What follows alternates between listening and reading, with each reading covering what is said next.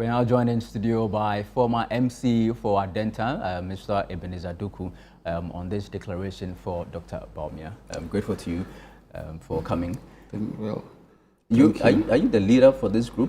I'm one of the leaders. Okay. Yeah, we have a number of us, but I spoke on behalf of the group. Okay. Yes.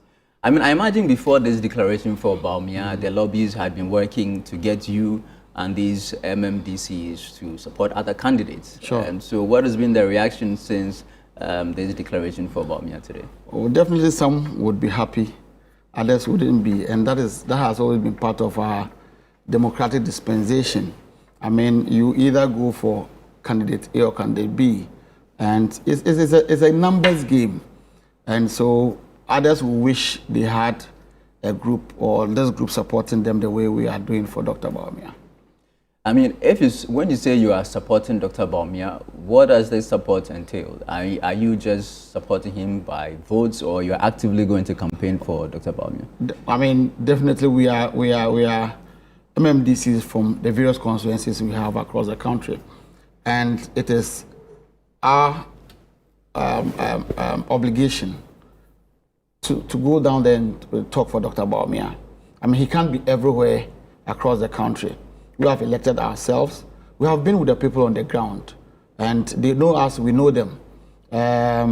You cannot say that no MMDC has an influence in his constituency or his district. Okay. And so we have said that we are going to use all that we have to go down onto the ground and work for Dr. Mahmoud Bawumia.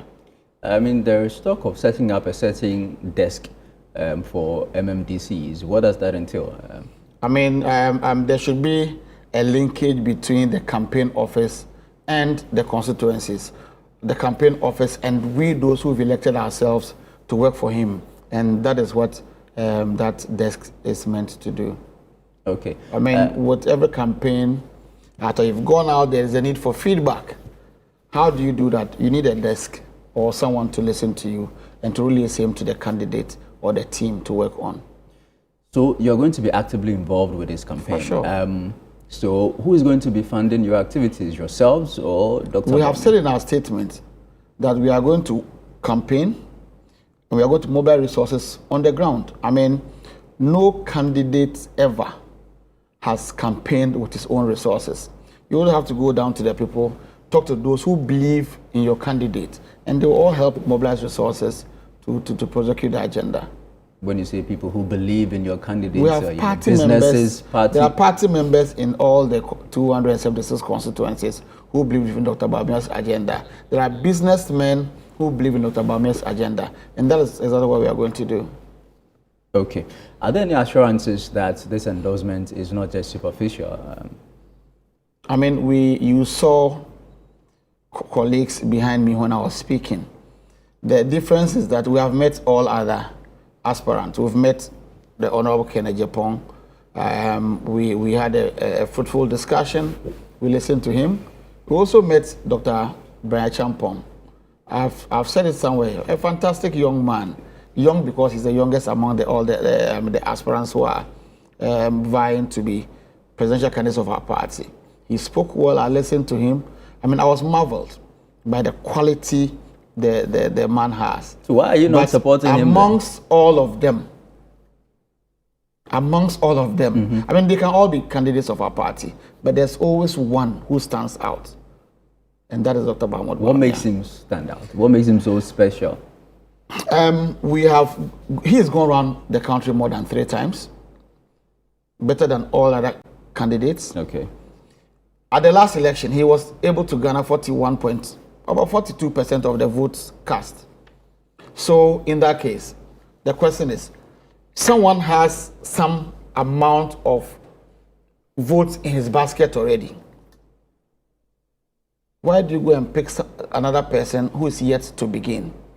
You and I know that the NDC are bringing a new candidate in the next elections. Yes. I mean, the vetting of the Supreme Court judges made it clear that they believe that the Constitution is clear on the number of terms the president can do, and that is 2 terms. He's done with it.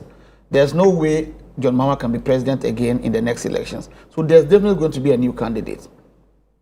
Why do you risk it?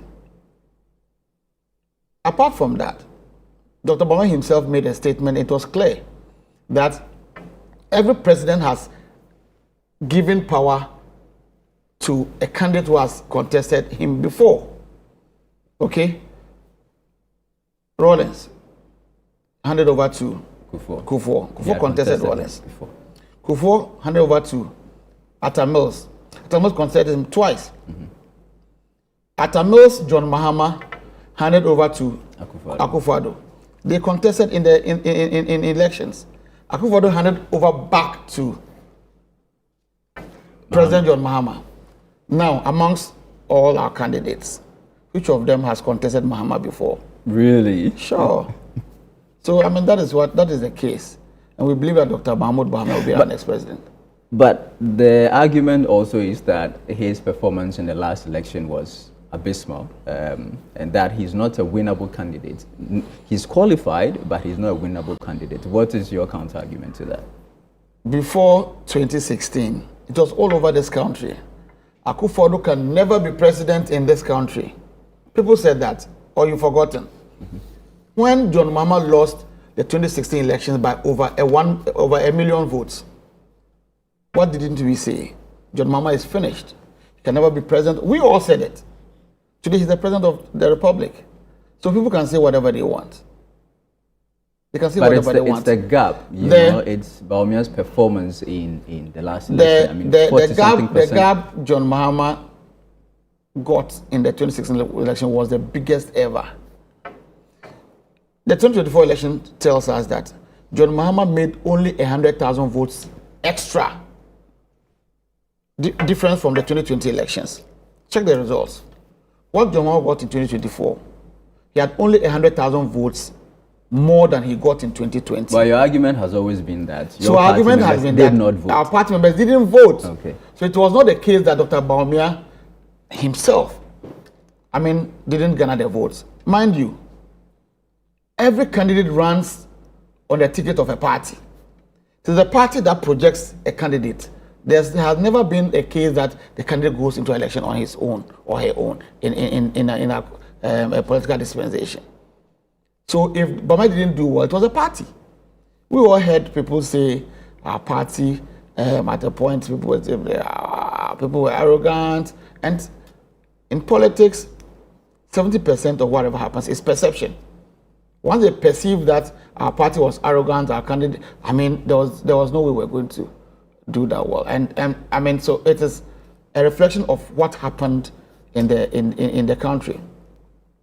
John Mahama recently said the happenings between Iraq and Israel is causing some shocks within the country. And so the revenue, the de-levy they were bringing had to be halted.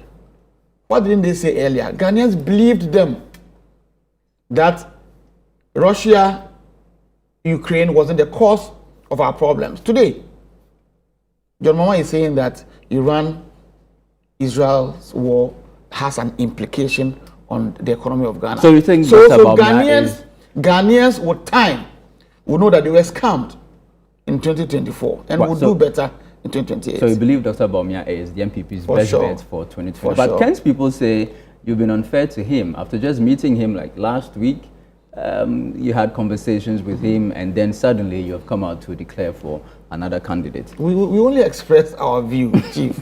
That's our view. We have, Ken has one vote, I have one vote. And so I'm talking based on the vote I have. And that's what we've done. There's no unfairness in this. We only told the Ghanaian people what we think is right for the party. So this declaration is out of your own volition? You're not being whipped in line we were told in the last... But a man of my stature, look at my beard. Who can force me to make a declaration for one person or the other? I've been in this party for long. I've been a regional officer. I've been a constituency officer. Why? Why should I allow someone to pull me to go and do something that I don't think is right? It's an insult to us. Okay. To a large extent. All right. Yeah.